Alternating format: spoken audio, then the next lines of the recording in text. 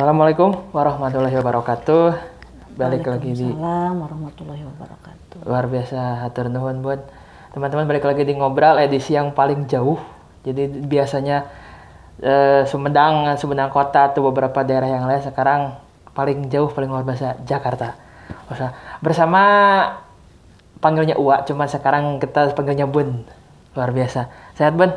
Sehat, alhamdulillah. Alhamdulillah luar biasa. Jadi teman-teman, Bun ini atau panggil Bunda atau Uwa ini adalah salah satu keluarga yang sangat luar biasa. Nun jauh dari Sumedang merantau ke Jakarta. Sering ketemu, cuman mungkin agak sedikit unik lah Bun lah. Jadi kan ketemu dengan Bunda, dengan Bun, cuman mungkin beberapa hanya mengenal bekerja di bidang tertentu. Tapi pas ada surat kabar loh itu Bun. Dulu pernah ada link berita. Lalang coba klik, ternyata bla bla bla sebagai kepala tertentu lah yang jabatan elit waktu itu. Itu kaget loh Lalang Bun. Manawi teh Bunda di Jakarta hanya sebatas apa, ternyata waduh luar biasa. Jadi istilah nama Bunda mewakili Sumedang. terlalu apa ya, kejauhan. Saya mah biasa saja. Asik.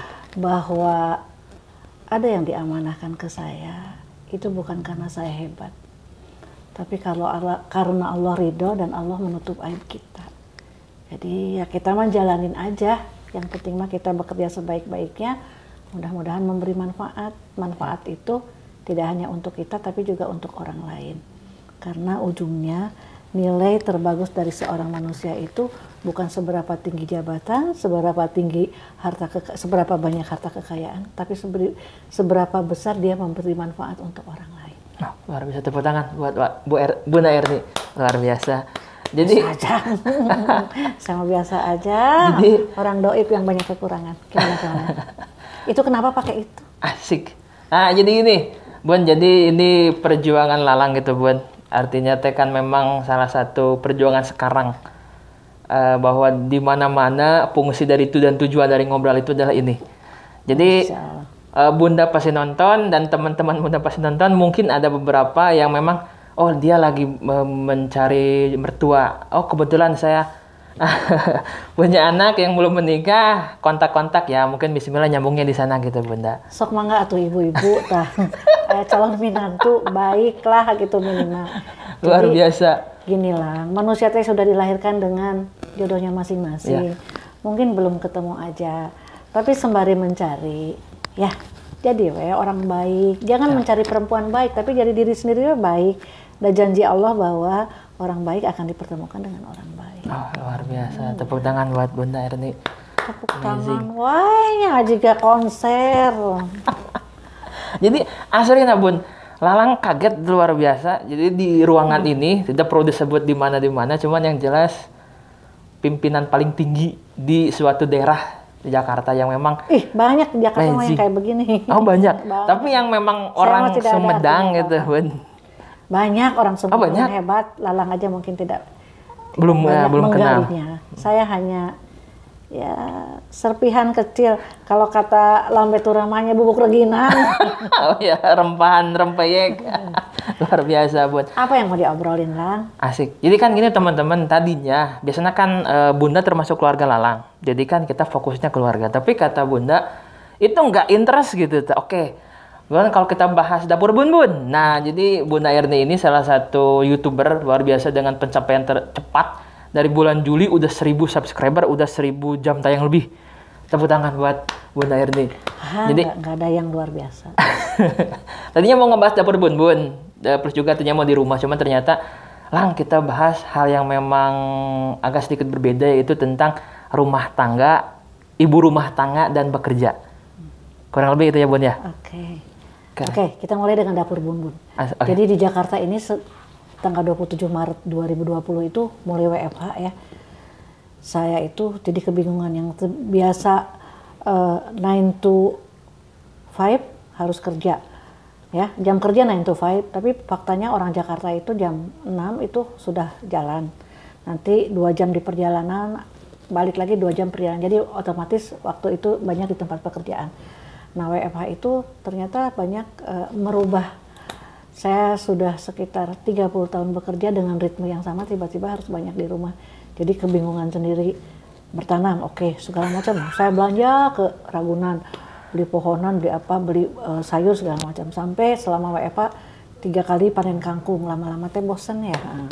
Jadi saya tuh mau mencari kesibukan. Walaupun sebenarnya WFA itu tidak santai, karena jam kerja juga tidak terbatas. Nah, kadang-kadang tiba-tiba jam 9 malam, yo Zoom meeting gitu, ngumpul sampai jam 12 malam rapat. Dan itu memang bekerja gitu kan. Tapi ada banyak waktu luang karena kita di rumah. Pertama kita adalah family time dengan keluarga. Kedua juga saya tuh baru nyadar bahwa hordeng saya nggak diganti 19 tahun. 19 tahun hordeng nggak diganti, Bun? Ya, sejak punya rumah itu saya tidak ganti hordeng gitu kan. Untungnya di rumah itu kan saya itu banyak perabot jati ya. Dulu suami saya suka rada ngeledek, iya mah cenah selera orang kampung kudu jati. Tapi faktanya ketika itu sudah 19 tahun saya ngebangun rumah, nggak ada keropos, bagusnya. Nah jadi keren. Saya tuh berkebun sudah, bertanam sudah gitu. Pengen belajar nge-YouTube gitu, iseng aja gitu. Jadi kalau mau masak, awalnya memang saya kalau masak diposting di Instagram, tapi lama-lama ke anak saya 2, Dias dan Aisyah, jangan makan dulu, kita syuting dulu ya, nanti setelah itu posting. Jadi setelah itu, jadi saya ini background pendidikan S1 S2 di komunikasi. Saya tuh punya banyak obsesi ya. Dulu obsesi itu jadi penyiar sudah kesampaian. Keren. Jadi dosen sudah kesampaian. Jadi penulis buku juga sudah kesampaian. Nah saya tuh pengen jadi penyiar. Cuma saya merasa bahwa waktu itu bahasa Inggris saya tidak terlalu bagus. Nggak kayak anak-anak sekarang kan kursus di mana-mana online. Nah saya tidak pede dan saya tidak tampak good looking. Jadi kemungkinan kalau saya jadi vlogger mungkin sedikit terobsesi. Cuman ya begitu. Tadi Mas Lelang bilang bahwa Bun gimana caranya dalam sekian bulan dapat subscriber. Itu cepat loh teman-teman. Ya kita kan belajar gitu. Saya ini even bahwa itu suatu keisengan buat saya, tapi saya tidak mau sembarangan bikinnya. Saya dalam banyak hal selalu well prepare. Saya juga tidak tahu kalau saya mau sampai kapan nge-vlog ini. Karena pada saatnya nanti bosan ya sudah berhenti aja. Saya tidak punya target bahwa ini dimonetisasi dapat uang. Masalah itu mah udah ada yang atur saya buat masalah. Cuman ya itu, ketika saya melakukan sesuatu, even meskipun itu iseng, bahwa saya harus mempersiapkan dengan bagus. Saya ingin nampak bagus gitu ditonton orang. Jadi tata cara pengambilan gambarnya. Kebetulan anak saya itu 2, yang satu bagian pengambilan gambar, bagian motret, karena dia lumayan estetikanya lagi bagus gitu, estetiknya karena dia lulusan arsitek, jadi bisa ngedesain itu lumayan lah. Jadi saya tata cara pengambilan, yang satu lagi di komputer, jadi dia bisa ngedit. Ya udah kadang-kadang Sabtu saya nge-vlog 2 masakan, nanti dipostingnya malam Minggu sama malam Kamis. Jadi begitu. Jadi waktu hobinya nge-vlog Bun. Sebenarnya bukan hobi, hanya mengisi waktu luang aja. Ya, gini. Saya orang tua saya guru. Jadi saya itu kadang-kadang terobsesi untuk melakukan sesuatu yang bermanfaat buat orang lain, ya. Karena apa? Karena kan kita tahu dalam Muslim dikatakan bahwa 3 hal yang tidak akan terputus amalannya. Pertama adalah sedekah jariyah, kedua adalah ilmu yang bermanfaat, ketiga doa anak soleh. Saya berpikir kalau saya membagikan sesuatu yang bermanfaat, mudah-mudahan jadi amal jariyah yang tidak putus. Itu aja. Itu aja. Tepuk tangan buat Bunda Erni. Plus juga untuk teman-teman kru dapur Bun luar biasa buat Adia sama Teh Asa. Amazing loh. Jadi syuting sampai tengah malam pernah Bun? Enggak, sore. Biasanya syuting itu habis zuhur sampai asar, atau berarti kali ini mau maghrib. Ya saya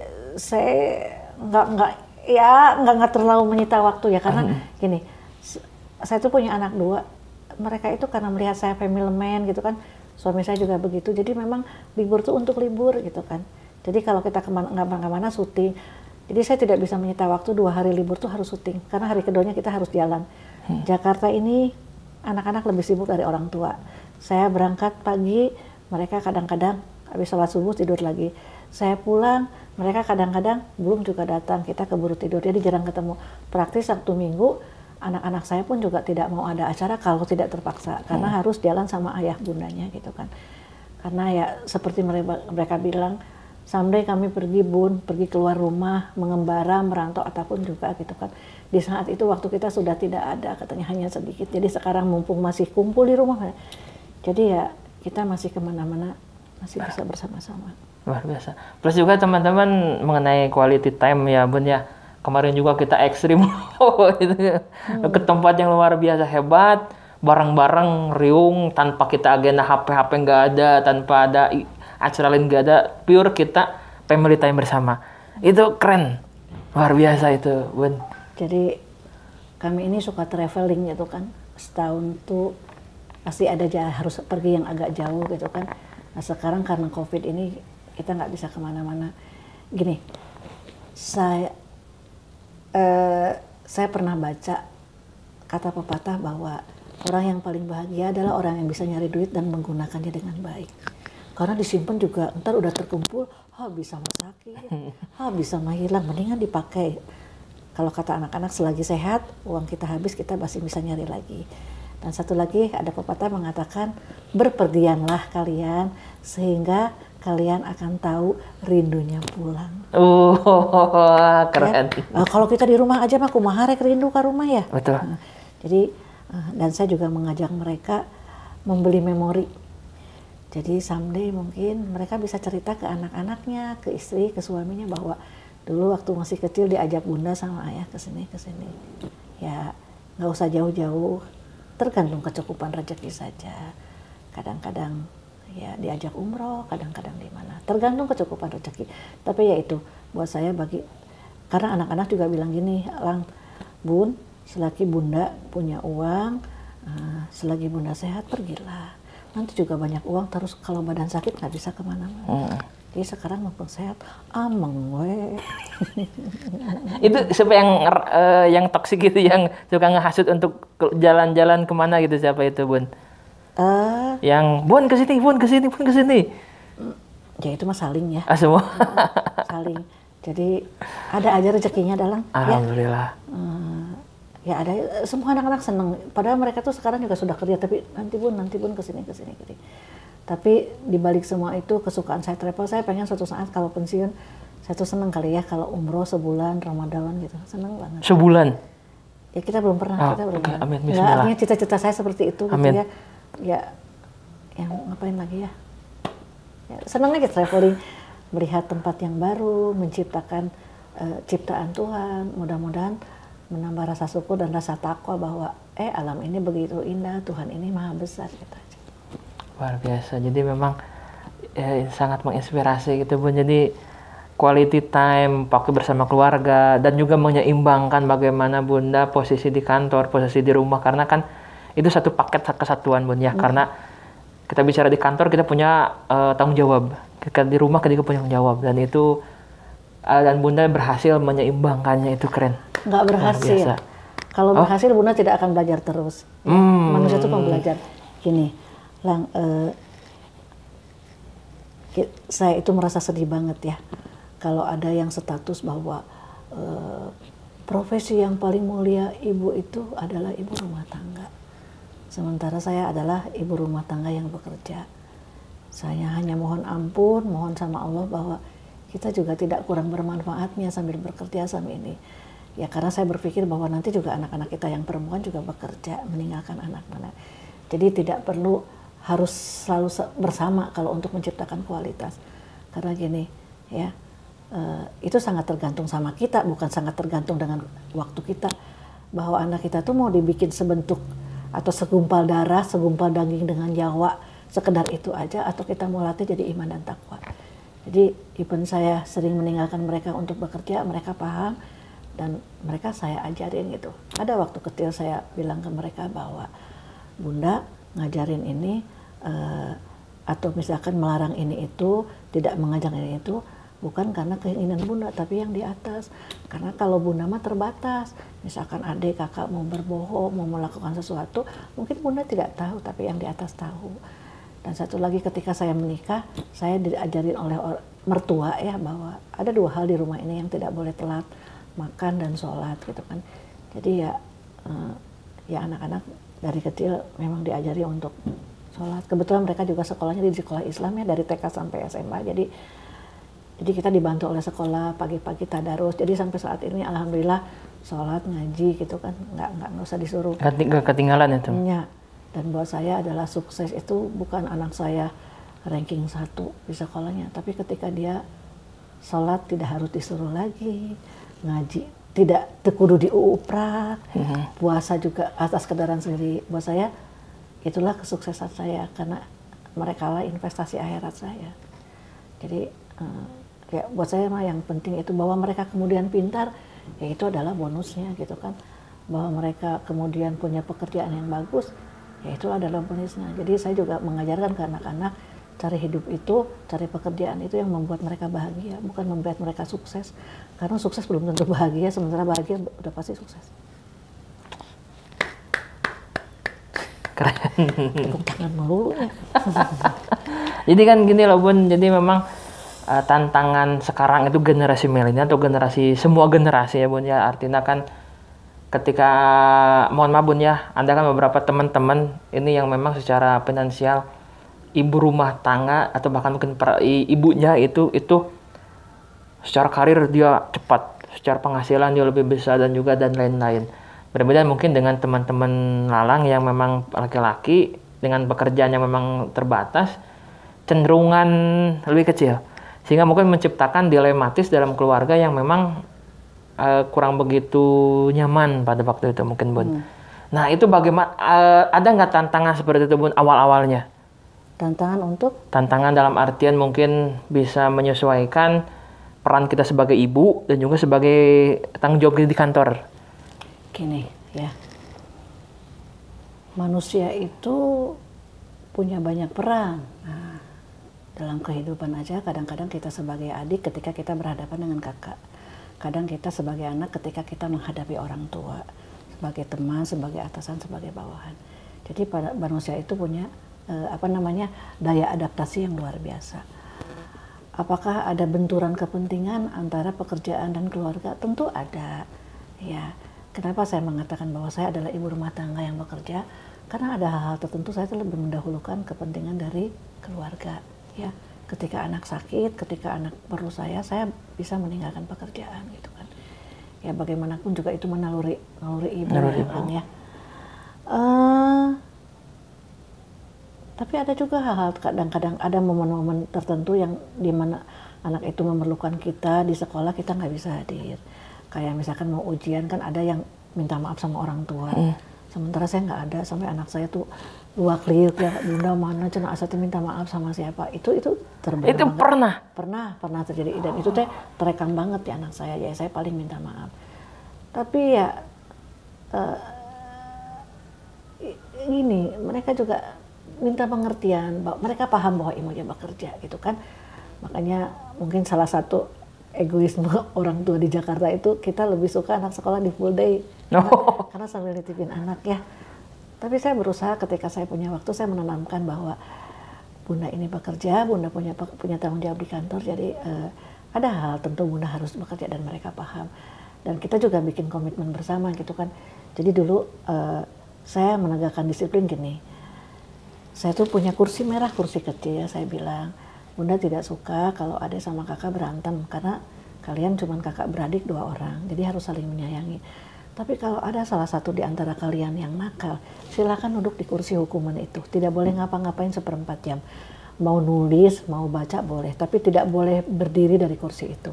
Mereka tuh mau, dan lama-lama mereka itu akhirnya menghukum diri sendiri. Jadi kalau saya pulang, bun, aku tadi nakal tapi aku duduk di kursi hukuman, ya seperti itu. Jadi ya ada banyak hal yang kita bisa ajarkan tanpa kehadiran kita. Ada banyak hal yang harus kita contohkan tanpa kehadiran kita. Contoh satu lagi, kan mama sama bapak masih di Sumedang ya. Oh ya. Nah waktu zaman dulu masih komplit, saya tuh sebulan sekali pulang ke Sumedang. Ya, capek, iya.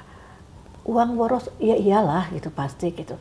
Tapi saya itu melakukan itu bahwa saya harus berbakti sama orang tua, masih ada orang tua masih hidup. Tapi jauh yang lebih dari penting daripada itu, saya ini memberikan contoh ke orang tua. Atau kalau saya melakukan itu, sekurang-kurangnya ketika saya tua, mereka juga melakukan hal yang sama ke saya.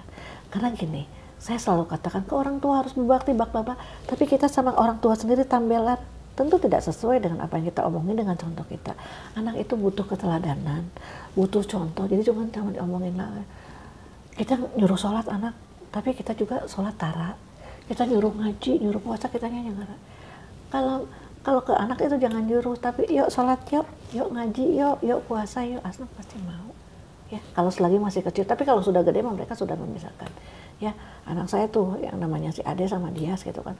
Kalau dibangunin untuk makan untuk apa jarang, susah bangun. Tapi Ade waktunya sholat pasti bangun. Ya seperti itu. Jadi ya ada aja sih kendala, tapi bisa dilewati. Karena zamannya sudah beda ya. Kalau kita di kampung terus ibunya sibuk asa aneh, di kota mah ada biasa. Dan kadang-kadang di kota juga anak-anak tuh lebih sibuk dari kita. Waktu zaman SMP di SMA gitu kan. Mereka sama, kadang-kadang datang ke rumah sama karena apa? Pulang jam 3 terus lanjutkan les. Nanti ketemu di kita maghrib. Ya nggak ada masalah gitu kan. Yang jelas gini, kehadiran orang tua betul akan menambah nilai plus buat anak-anak tumbuh dan berkembang. Karena ibu itu madrasah anak. Robiatul ula. Jadi madrasah pertama anak adalah ibu. Ibu itu guru pertama. Tapi ketika kita tidak ada, kan sekarang teknologi banyak. Bisa video call, bisa WhatsApp. Kita bisa ngajarin anak-anak juga apa. Ya. Buat saya, betul bahwa saya dari sejak sebelum menikah sampai sekarang saya bekerja. Pertama karena memang saya punya pekerjaan. Kedua tentu saja karena kebutuhan ekonomi juga ya. Karena kita juga pengen adalah kan di Jakarta ini hidup tidak mudah gitu kan. Jadi sudah kebiasaan. Jadi dijalani saja dengan baik, diimbangi gitu kan. Satu hal yang membuat saya sampai saat ini bahagia ya, bahwa kalau anak-anak itu bikin apa diary, bikin apa pendapat tentang ibunya, Asa itu selalu bilang bahwa bunda itu adalah sahabat Asa. Jadi semua keletihan akan hilang ketika sudah ngobrol sama bunda. Buat saya ini apresiasi bahwa tidak ada ketakutan anak-anak terhadap orang tua. Ya, saya itu umur sudah hampir 54. Tapi saya ikut Instagram, ikut Facebook. Bukan semata-mata saya ingin eksis di di Facebook, di media sosial. Saya ingin mengikuti tuntutan zaman sehingga saya yang punya anak ABG itu bisa menyesuaikan. Ya, saya ingin anak saya itu kalau ngobrol dengan saya nyambung. Karena saya mengikuti perkembangan. Saya ingin anak saya itu ketika bicara dengan saya nyaman. Ya. Jadi ketika mereka punya masalah, ketika mereka punya teman bicara, mereka tidak lari ke orang, tapi ke orang tuanya. Ya, saya membuka kenyamanan, membuka keleluasaan gitu kan untuk mereka ngobrol, dan alhamdulillah sih so far mereka nyaman-nyaman saja, tidak ada masalah. Termasuk ketika mereka suka K-pop. Anak saya itu yang gede itu suka sama Suju. Dari SMP. Dari SMP. Aisyah itu kalau sudah ada Suju, dia itu tidak minta ke saya. Rata-rata yang dia beli tiketnya itu 2,5 juta. Coba bayangkan berapa tahun yang lalu 2,5 juta gede. Apa yang dia lakukan? Pertama adalah dia menabung uang jajannya. Kedua dia itu jualan tiket. Resellernya gitu ya, Bun? Iya, karena saya tuh memang tidak mengajarkan anak-anak untuk boros sesuatu yang ini. Tapi kalau ketika mereka mau, mereka harus melakukan sesuatu, ya. Jadi mereka bisa nonton gitu. Jadi saya tuh nyambung kalau diajarin ngomongin Kyuhun. Kebetulan si kakak tuh sukanya Kyuhun, Siwon gitu kan, Enyek gitu, tahu lah gitu. Karena apa? Jadi dia ketika ngomong, Bun, si Suju Kyuhun nggak ikut wajib militer karena dia anak satu-satunya punya banyak. Apa saya teh? Dan saya mah mengikuti gitu kan. Nah, cuman bedanya anak saya mah tidak suka drama Korea. Saya mah suka drama Korea. Oh, sedikit beda ya, Bun ya? Beda. Gini, saya ini aneh ya. Orang yang tidak punya orang tuh punya idola. Saya tuh nggak punya idola. Kecuali Nabi ya, kalau Nabi itu udah terus mati untuk syarat Muslim, Rasulullah itu idola banget. Tapi saya mah tidak seperti orang. Saya suka ini, karena apa lang? Karena saya tuh pernah jadi wartawan. Saya pernah berkenalan dekat. Saya tuh sering banget gitu wawancara dengan menteri, ikut di mobilnya dengan artis. Saya melihat bahwa mereka juga manusia biasa, banyak kekurangan, banyak ini. Jadi saya merasa bukan tidak pantas diidolakan. Saya sendiri yang saya tidak harus ini objektif ya. Saya tidak harus mengidolakan itu sama manusia karena dia juga punya kekurangan. Jadi biasa we. Suka iya, kadang-kadang, tapi nggak harus satu. Hari ini saya suka lalang, besok saya suka ini. Jadi nggak. Saya tidak punya hobi khusus, saya tidak punya idola khusus. Hobi saya satu-satunya sampai saat ini adalah menulis, dan beberapa buku juga harus saya tulis. Hobi lainnya sejak 2005 saat saya ngambil S2, saya dicekoki, diracuni sama seorang teman untuk nonton drama Korea. Jadi sampai saat ini, saya waktu zaman DVD saya sampai punya 500 DVD seri 500 ya? seri. Karena saya rajin sekali beli itu kadang-kadang 20 film segala macam. Banyak yang belum ditonton. Tentu Lalang bertanya, kenapa kok? Iya. Kenapa kok Bunda yang pekerja keras, yang ya ibu rumah tangga yang bekerja lah, nggak usah dibilang karir, suka sama Korea, ya? Korea itu kalau sebuah drama itu saya ngelihatnya kayaknya mereka pakai riset deh, nggak kayak punten ya, kayak di sinetron kita, ujung-ujungnya mah istri yang durhaka, terus tiba-tiba ada keajaiban gitu nih, paciwe lah antara dunia nyata dan dunia supranatural gitu. Kalau di apa namanya di drama Korea itu, kalau kita bahas satu topik itu pakai riset dulu, sehingga ketika mereka dialog, mereka benar-benar mendalami profesi itu. Ada passion tentang profesi. Ketika dia bicara tentang dokter, mereka ngomongin dunia kedokteran. Ketika mereka ngomongin bakery, mereka ngomongin tentang dunia bakery, persaingannya, trik-triknya, pemasarannya, cara membuat itu totalitas. Dan saya adalah orang yang tidak takut lagi naik pesawat gara-gara nonton Ticket of Captain, karena ternyata bahwa angkutan yang paling aman di dunia ini adalah pesawat. Sejak nonton itu, jadi saya melihat bahwa di situ ada passion, ada semangat, ada totalitas, dan rata-rata di situ adalah tokohnya perempuan. Ya, saya hanya butuh sesuatu yang membuat saya semangat. Ya kadang saya nonton film Korea. Ada korelasi itu, ada dari kurang semangat dan juga dengan Korea itu ada hubungan. Gini, saya melihatnya gini. Saya melihat tokoh di film Korea itu selalu totally loyalitas, integritas, passion. Jadi mereka itu kalau misalnya mereka menceritakan tentang satu profesi itu nggak nanggung. Pengorbanannya seperti apa, tantangannya saya dikupas tuntas. Jadi saya merasa bahwa saya belum seberapanya dibanding tokoh itu. Walaupun itu film ya. Jadi saya tuh suka menyemangati diri sendiri dari situ, bahwa even itu dunia tidak nyata. Saya berpikir nih, saya bukannya satu-satunya perempuan yang harus bekerja keras. Bukannya satu-satunya perempuan yang bahunya itu berat dengan berbagai tanggung jawab. Tapi ada perempuan-perempuan lain mungkin di dunia lain yang nyata yang memang tugasnya juga lebih banyak dari saya, tanggung jawabnya dan juga mungkin lebih susah dari saya, dan saya tidak boleh putus asa karena itu. Seperti itu. Nah, jadi saya banyak ngobrolnya. Ya memang harusnya gitu, Bun. Terus apa lagi? Luar biasa, tepuk tangan buat Bunda. Jadi memang Bun, Lalang apresiasi gitu Bun, artinya kan dari segi cerita dan pengalaman juga Lalang baru tahu loh Bunda pernah dulu jadi wartawan juga, nulis juga, itu keren sekali. Dulu itu pernah Mamah liatin sebuah buku yang masih dalam format HPS, cetak, pakai klip, sama masih sederhana gitu Bunda, yang judulnya itu Di Mekah. Itu kurang lebih ada mungkin 200 halaman loh, itu dalam format HPS loh sebenarnya itu. Itu baru buku pertama itu, Bun. Bukan, ini belum dicetak. Oh itu. Jadi gini, waktu saya haji, saya tuh bikin diary. Jadi step by step, mulai dari berangkat sama pengalaman di sana, saya tulis di buku itu. Cuman belum kepikir nyetak aja. Tujuannya apa? Tujuannya pertama saya ingin punya memori, punya catatan mengenai perjalanan haji saya. Kedua, saya ingin membagi pengalaman. Ada sementara kecemasan dari orang-orang untuk pergi haji karena di sana nanti akan ketemu pembalasan-pembalasan. Ya, kalau saya beranggapan bahwa hari pembalasan itu dia ambil hisab, bukan di Mekah gitu. Kalau misalkan di sana kita menghadapi hal-hal yang buruk, itu karena kita di sana sedang ibadah dan banyak introspeksi. Akhirnya keburukan itu kita sendiri yang nyambung-nyambungin. Oh, saya diperlakukan itu sama orang yang lain, pasti karena saya pernah berlaku ini. Seperti itu. Jadi karena kita di sana fokus ibadah, fokus membersihkan hati, membersihkan diri, sehingga sesuatu yang buruk itu kita sendiri yang menggiringnya sebagai suatu pembalasan atau suatu karma atas keburukannya. Yakin enggak deh? Ya, gimana Allah mau memberikan hal buruk kepada tamunya? Nah, Lalang aja bertamu ke rumah Bunda di Jakarta, pasti kalau ada Bunda makanan pasti dibekelin lah buat di jalan.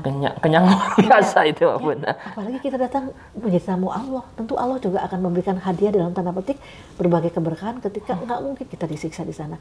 Nah, itu yang ingin saya bagi. Saya udah punya judul Al-Khair ya. Pokoknya ini jangan ditunda aja. Tapi belum sempat saya. Nanti mungkin suatu saat apakah masih cukup relevan saya ke sana. Tapi mungkin someday saya kepikir saya kalau suatu saat saya umroh ke sana saya mau pakai nge-vlog gitu kan. Saya ingin ngasih tahu ke beberapa teman saya tuh gini, vlog saya itu tidak hanya sekedar cooking tapi juga sharing, tapi juga saya pengen tambahin traveling. Tapi tentu berkaitan dengan makanan. Jadi saya tuh pengen suatu saat kalau ada traveler mau pergi ke luar negeri, gimana sih caranya kita biar dapat dapat makanan yang murah, oleh-oleh yang murah gitu, salah satunya. Kalau visa mah udah diurus lah sama agennya. Tapi ada beberapa hal ya kalau kita mau ke luar negeri itu pasti ada satu tempat tujuan, tempat oleh-oleh yang memang diharuskan gitu karena untuk menunjang perekonomian dan pariwisata. Tapi salah satu hal yang harus kita lakukan kalau kita ingin memperoleh harga oleh-oleh yang murah dan bagus itu. Jadi ketika kita mobil kita mampir di peristirahatan itu kan banyak toko-toko, itu di situ kita harus beli. Karena kalau ke toko oleh-oleh sengaja, iya pasti harga lebih mahal dan ada jatah guide-nya. Ya nggak apa-apa, kita juga harus beli karena kita juga harus menunjang perekonomian negara yang bersangkutan. Tapi kalau untuk kapasitas yang lebih banyak, ya sambil dibeli aja di gas station gitu kan. Jadi kayak contoh waktu kemarin saya kemana ya, ke Praha gitu ya, waktu di Praha gitu kan. Jadi di Eropa Barat mau ke Montitlis. Jadi kita nggak sengaja berhenti di satu pom bensin gitu kan. Kita turun kan biasa minum dulu. Ternyata kata guide-nya ada satu coklat. Jadi kalau di toko biasa itu harganya bisa sampai 4 euro. Di situ cuma 1 euro. Coba bayangkan 70.000 dengan 17,5 kan jauh. Ya, kalau untuk bagi-bagi tentu kita mendingan beli yang 1 euro. Kayak gitu-gitu. Atau misalkan kita di Jepang gitu kan, kita pengen makan murah. Jepang itu terkenal pertama mahal. Kedua juga agak susah cari yang halal. Yang halal. Jadi salah satu trik kalau kita mau ke Jepang itu kita belinya kalau saya rekomendasinya Aeon ya, Aeon gitu kan. Nah di Aeon itu kita beli makanan, kalau perlu kita datangnya jam 9 malam ya, atau sebelum jam 7. Karena apa? Karena sudah jam 9 itu banyak retek. Jadi jangan banyak label merah, makanan itu didiskon sampai 70%, 50%. Oh, jadi dengan waktu tertentu bisa lebih murah itu, betul Bun? Iya, biasanya sudah jam 9 malam didiskon semua makanan yang jadi itu. Karena kan kalau di besokan basi gitu kan. Sementara mereka 24 jam. Jadi kita kalau malam-malam beli. Ya walaupun kita keluar negeri udah otomatis bawa uang untuk jajan. Tapi kan alangkah lebih baiknya kalau kita masih bisa sedikit trik-trik untuk hemat gitu. Seperti itu. Nah itu sebenarnya yang ingin saya bagikan di vlog. Jadi tidak sekedar masak, cara bikin soto bongkol ya. Tapi saya juga ingin berbagi, nanti kalau ke Mekah kita sebenarnya beli yang murah teh oleh-oleh di mana. Ya kalau masalah ibadah mah tidak perlulah dipublikasikannya. Ya mah sesuatu yang berkaitan dengan hal yang ya remeh-temeh. Sederhana. Luar biasa. Datu kudu nu hebat-hebat tuh nu sederhana we. Keren. Tepuk tangan buat Bunda Erni. Plus juga gini loh Bun, malam teh kan tidur sama Adias. Adias kemana aja yang pernah keluar negeri? Turki, kalau salah Turki, Eropa dan tempat-tempat yang lainnya. Ada nggak satu daerah yang belum tawarin lah Dubai. Katanya Adias mau Dubai. Tapi mungkin itu jadi pilihannya, ada opsi juga karena memang kan Eropa sudah berarti Bun ya. Eropa Barat, Eropa Timur udah. Eropa Barat 7 negara, Eropa Timur 7 negara kan. Oh luar biasa. Ya kan deket, atau di Deka Bandung tuh terus beda negara kan. Oh ya kan Eropa itu kan satu wilayah. Jadi kalau ketika kita Jadi Eropa Barat lintas- tuh Belgia, Jerman, Itali, Perancis, sama Swiss, sama apa lagi? Pokoknya 7. Nanti kalau Eropa Timur, Slovakia, apa namanya? Terus lupa, Praha kayak gitu. keren, luar biasa. Dan semoga mungkin Bismillah bisa. Ke Dubai mah sering Dubai. transit. Oh transit. Iya, Tapi belum. Oh iya kan belum. Kan rata-rata kalau ke Eropa itu transitnya di Dubai. Dubai nanti baru ke Eropanya. Tapi kalau untuk keliling di Dubai-nya belum berarti Bu. Dulu ayahnya sekali aja waktu umroh. Ya, tapi saya tuh ingin ngajak anak-anak itu ke Kashmir. Kashmir itu Kazakhstan. Enggak, Kashmir itu India. Oh India. Tapi nggak mau disebut India. Jadi saya tahun lalu saya tuh ke India. Teman saya nggak rekomen ke India tuh agak jorok ya. Jadi namanya wawau teh gogog, sapi, anjing sama monyet. Wawau teh sapi teh wawau teh gogog, anjing, sapi, monyet itu berbau, babi nggak ada. Enggak ada. Berbaur gitu kan. Jadi kadang-kadang berbaur dengan kita aja gitu. Jadi Sedikit berbeda dengan budaya kita berarti Bu. Kaki limanya enggak. Di Taj Mahal sekalipun yang kelas dunia itu WC umumnya nggak bersih. Tapi ketika kita ke Kashmir itu satu daerah konflik yang bagian India, tapi mereka nggak disebut India karena mereka Muslim di Srinagar.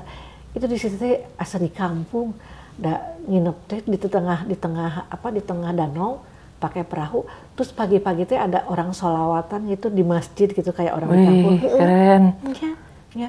Cuman waktu itu di sana daerah konflik, jadi ketika datang ke sana di bandara udah banyak tentara ngokang senjata ya karena konflik, mereka mau bebasin dari India gitu kan. Tapi masya Allah indahnya, bayangkan saya tuh naik kuda 3 jam di bawah pegunungan Himalaya. 3 jam. 3 jam dengan ketebalan ketebalan es itu sekitar 1 sampai 1,5 meter. Coba lah untuk aya es mah saya jurang di Hanote, tapi kita mah naik kuda gitu. Itu ekstrim banget, pakai baju aja sampai 6 lapis. Saking dinginnya itu Bu. Orang -8. Ada yang -20 waktu itu di mana ya? Di mana gitu. Naik kuda. Jadi saya tuh kadang pengen ngajak anak-anak ke sana, tapi seminggu setelah pulang di sana itu longsor dan 7 polisi meninggal dunia. Jadi kayak itu. Ya selagi saya masih bisa saya ingin pergi sama anak-anak. Saya bukan orang yang banyak uang ya. Cuman saya memang menggunakan, jadi saya tuh mengalokasikan untuk liburan. Jadi saya tuh kemarin setahun sekali harus keluar negeri kemana aja. Itu juga baru-baru aja karena selebihnya dulu tuh saya tuh nggak ke situ gitu. Jadi gini, dan mereka mah budak Jakartanya, budak kota. Atuh ulas palangga polongowe, baturna sobat ngobrolkeun ieu manehan hanteu kan itunya. Itu maksudnya karena itu juga untuk pergaulan, untuk apa gitu kan. Ya sambil itu aja membeli memori aja. Oh, saya pernah ke sini, pernah ke situ gitu. Ya anak-anak memang suka, dan kami kemana-mana berempat gitu kan, kemana-mana nonton foto gitu kan, ya menyenangkan aja selagi mereka masih bisa ya. Ya seperti Asa bilang bahwa kalau Bunda masih sehat dan tidak perlu memaksakan diri, pergilah. Jadi saya tuh selalu diingetin anak-anak, jangan berutang, jangan punya banyak utang, cukupkan dengan yang ada gitu kan. Saya kan dengan anak perempuan sok jalan-jalan ya. Kalau saya tuh sudah ngelihat barang gitu, mau gitu kan. Terus si kakak teh Bun, kalau ada uang beli aja, mendingan menyesal membeli daripada menyesal tidak membeli. Menyesal membeli mah pan kayak tinggal berusaha bayarnya. Kalau uangnya ada silakan, tapi kalau uangnya nggak ada, Bunda jangan memaksakan diri. Tapi kalau saya sudah terlalu banyak beli ini itu, saya asa kalau udah dilihat di etalase, pun istighfar, astagfirullah. Jadi saya tuh punya anak perempuan yang buat kontrol buat saya. Apa-apa saling kontrol, itu namanya kayak teman ya. Saya mah sederhana aja lah ya, jalanin aja lah, macam-macam ya. Harus tepuk tangan buat Bunda Erni. Alah, tepuk tangan. Jadi ini keren loh teman-teman ya. Jadi kan pertama saya ke Jakarta, dijamu luar biasa, nggak ada istilah lapar sedikit, semua makan tinggal makan. Wah berkenan untuk tampil di ngobrol sama Lalang, plus juga dengan hashtag Langga Cari Mertua, kemudian juga pulang langsung sama Pak Nunu, dan it's amazing gitu Pak. Kemarin tadi juga kita pakai Kijang Innova. Itu amazing. Kantor. Ya alhamdulillah teman-teman, saya kan salah satu mobil impian itu kan Alphard, cuman tapi ketika dikasih Kijang Innova, wih rasanya keren. Ayah, ketinggalinya eta teh orang jingkang. Biasa aja di Jakarta. Alhamdulillah. Ketinggal suka ngedolak jeung LGE gitu. Luar biasa Pak. Oh ini Pak, udah kan udah 40 menit loh Pak. Kita terakhir apa yang ingin Bunda sampaikan kepada teman-teman semua, keluarga, teman-teman, dan juga ibu rumah tangga yang mungkin sekarang baru berumah tangga. Apa yang ingin Bunda sampaikan kepada semua? Kepada semua apa ya? Bunda mah bukan orang yang dalam kapasitas memberikan nasihat, karena Bunda juga masih butuh nasihat. Tapi gini aja, kalau kata Bunda namanya dalam hidup ini gitu kan, ya seperti tadi Bunda bilang, berpikir baik, bertindak baik, berkata baik, insya Allah hasilnya akan baik. Bahwa tidak semua hal benar memenangkan pertarungan, tidak semua boga lalakon jadi pemenang, kadang-kadang boga lalakon ngemawat, itulah hidup. Tapi satu hal ya, kunci sukses yang harus teman-teman lakukan, ketika kalian jatuh 10 kali, maka bangkitlah sekurang-kurangnya 10 kali. Nah, itu untuk teman-teman yang ingin sukses ya. Buat saya, gimana kita kalau sukses kalau tidak mulai? Bagaimana kita mau mengukur kekuatan kita kalau kita tidak melangkahkan kaki? Tujuan yang besar dimulai oleh langkah kecil. Jadi jalani dalam jangan tempo sebatas wacana. Kalau lalang pengen A, ya kejar A, lakukan. Jangan berteori bahwa kalau untuk mencapai A harus ini, tapi doing nothing, tidak melakukan apa-apa. Lakukan. Gini, di sini saya punya kru yang anak-anak marketing, ya. Kalau kita jualan produk dilarang, saya bilang ke anak-anak marketing, seorang marketing itu didewasakan dan ditempa oleh penolakan. Ya. Di satu sisi saya juga punya anak-anak di bagian pelayanan. Saya katakan, anak-anak pelayanan ini didewasakan oleh komplain, oleh keluhan. Aduh. Justru itu yang membuat kita semakin tajam, semakin dewasa itu karena keluhan. Jadi terus, karena gini, di pelayanan itu ketika keluhan satu selesai, maka akan keluhan berikutnya akan muncul. Nah, itu adalah untuk yang bekerja. Untuk yang berumah tangga, ya seperti saya bilang tadi bahwa manusia itu jodoh, pati, rezeki sudah diciptakan sama Allah. Lalang cenah, wah lalang teh jomblo aja. Yang kayak ketemu sama orangnya. Tapi gini, sambil menunggu, jangan diam. Sambil ikhtiar. Dan jangan kita mematok bahwa saya harus punya yang baik ini. Perbaiki diri sendiri dulu. Orang janji Allah kok, kalau kita berumah tangga, kalau kita orang baik, maka Allah perempuan baik dengan laki-laki baik akan diperjodohkan dengan perempuan. Jadi baiki dulu dalam kalau pengen yang ini ya. Terus kalau berumah tangga gitu kan, ini dari rumah tangga teh mempersatukan dua kepala, mau mungkin sama. Sok we hadapi, kalau mau berantem ya berantem, tong kaleuleui we, ya. Jangan tuh ucap kata cerai, ya. Karena ketika kita ijab kabul, berdoalah sampai mau memisahkan, malah tong dipisahkan ku maut, di surga ge papangih deui gitu kan. Ya seperti itu. Simpelnya. Luar biasa. Ya tong dijieun rumit lah, hidup teh udah rumit. Ya, terus cakap. Wah, hatur nuhun pisan, Bun, hatur nuhun pisan, luar biasa.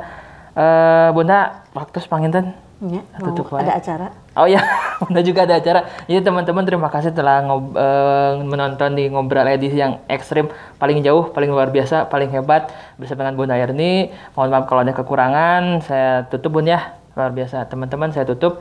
Wassalamualaikum warahmatullahi wabarakatuh. Waalaikumsalam warahmatullahi wabarakatuh. Tah lang sakit tuh tong seueur-seueur teh ari ngobrol teh. Ini udah 45 menit. Nanti karasanya. Kan alang sejam setengah Lin. Pernah ada sejam setengah. Naon da teh, urang teh lain bae.